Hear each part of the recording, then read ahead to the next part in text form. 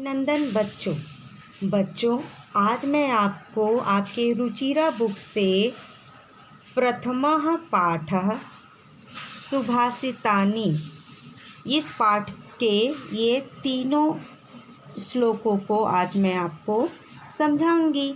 सबसे पहले आप अपने पाठ का शीर्षक जो है सुभाषितानि इस शीर्षक का मीनिंग जानेंगे। सुभाषित शब्द सु प्लस सुभाषित इन दो शब्दों के मेल से संपन्न होता है। सु का अर्थ सुंदर मधुर तथा भाषित का अर्थ वचन है। इस तरह सुभाषित का अर्थ सुंदर मधुर वचन है। अब हमने आपके इस पाठ के शीर्षक का मीनिंग समझ लिया, अर्थ समझ लिया। अब देखेंगे प्रथम श्लोक को देखेंगे।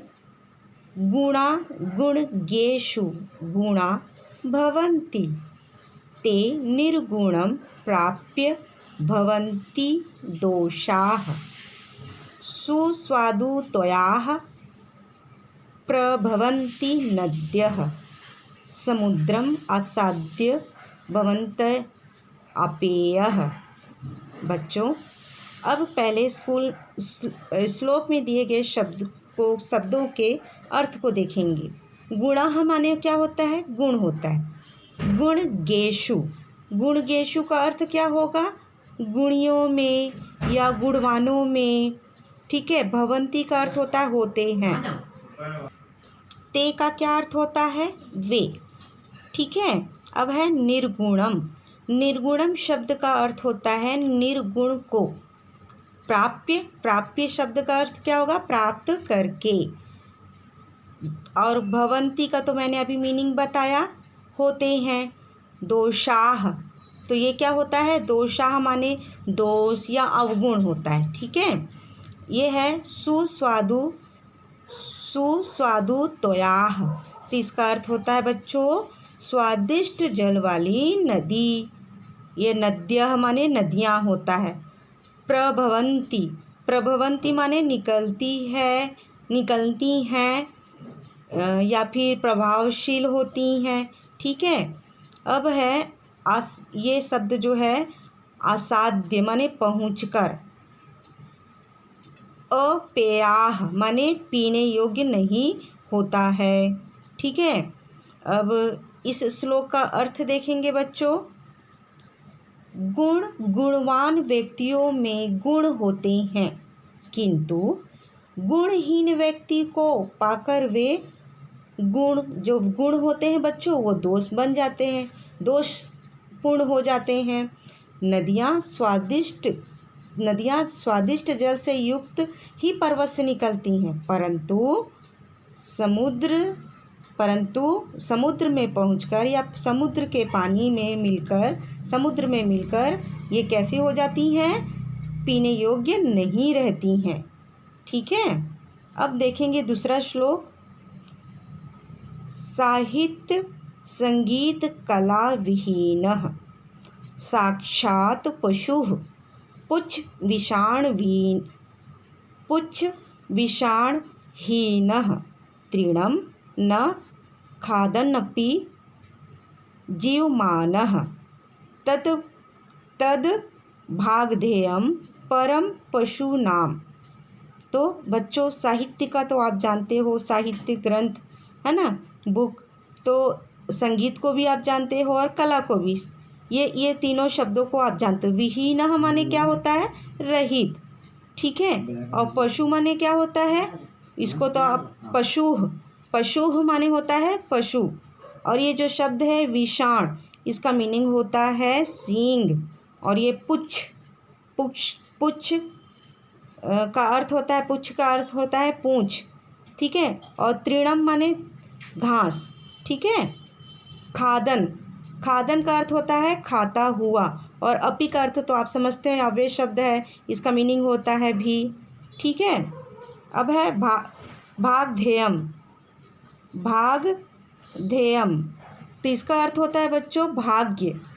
पशु नाम, तो ये षष्ठी विभक्ति बहुवचन शब्द है, इसका अर्थ होता है पशुओं का। ठीक है। जीवमानः माने जीवित है। अब इस श्लोक का अर्थ देखेंगे बच्चों। साहित्य कला तथा साहित्य संगीत तथा कला कौशल से हीन व्यक्ति वास्तव में पूंछ और सींग से रहित पशु है, जो घास ना खाता हुआ भी जीवित है। ठीक है, और वह पशुओं का परम सौभाग्य है। ठीक है, अर्थात बच्चों, जो मनुष्य साहित्य संगीत कला से रहित है तो वह पशु के समान है। ठीक है, उसके पास पूंछ नहीं है, सींग नहीं है, फिर भी वो पशु के समान है, ये बताया जा रहा है। ठीक है, और किसी पशु को मनुष्य की तुलना दी जा रही है, ये पशु के लिए सौभाग्य की बात है कि नहीं। अब आप देखेंगे तीसरा श्लोक। लुब्धस्य नश्यति यशः पिशुनस्य मैत्री नष्टक्रियस्य कुलम अर्थम परस्य धर्मः विद्याफलं व्यसनिनः कृपणस्य सौख्यं राज्यं प्रमत्त सचिवस्य नराधिपस्य। अब देखेंगे बच्चों इस श्लोक में दिए गए शब्दों का अर्थ। लुब्धस्य माने क्या होता है, लालची का। ठीक है, नश्यति, तो नश्यति शब्द का अर्थ होता है नष्ट हो जाता है। यश का तो यशः, तो इसका मीनिंग तो आप जानते ही हो। पिशुनस्य, ये षष्ठी विभक्ति एक वचन शब्द है और इसका अर्थ होता है चुगलखोरों की। ठीक है, मैत्री माने मित्रता या दोस्ती। नष्ट क्रियस्य, तो इसका अर्थ क्या होता है, जिसकी क्रिया नष्ट हो गई है। ठीक है, कुल मतलब तो आप समझते हैं कुल। ठीक है, और अर्थ परस्य, तो इसका अर्थ होता है बच्चों जो धन को अधिक महत्व देता है। ठीक है, और धर्मः शब्द का अर्थ तो धर्म ही होता है। ठीक है, उसके बाद है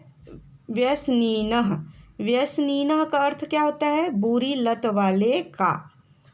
ठीक है, और ये क्या है, कृपणस्य, ये भी षष्ठी विभक्ति एक वचन शब्द है, इसका अर्थ होता है कंजूस व्यक्ति का। ठीक है, और सौख्यम शब्द का अर्थ होता है सुख। ठीक है, अब इस श्लोक का अर्थ देखेंगे बच्चों।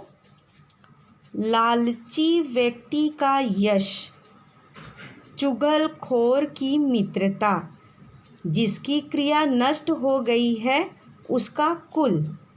ठीक है, उसका कुल धनपरायण का धर्म, तो धर्मपरायण माने क्या होता है, जो धन को अधिक महत्व देता है। ठीक है, उसका धर्म। बुरी लत वाले का विद्याफल, कंजूस का सुख, तथा जिसके मंत्री प्रमाद से पूर्ण है, ऐसे राजा का राज्य नष्ट हो जाता है। बच्चों, इस प्रकार मैंने आज आपको ये तीनों श्लोक के अर्थ और श्लोक में दिए गए शब्दों के भी अर्थ बताए हैं। आशा करती हूँ आपको ये तीनों श्लोक समझ में आ गए होंगे।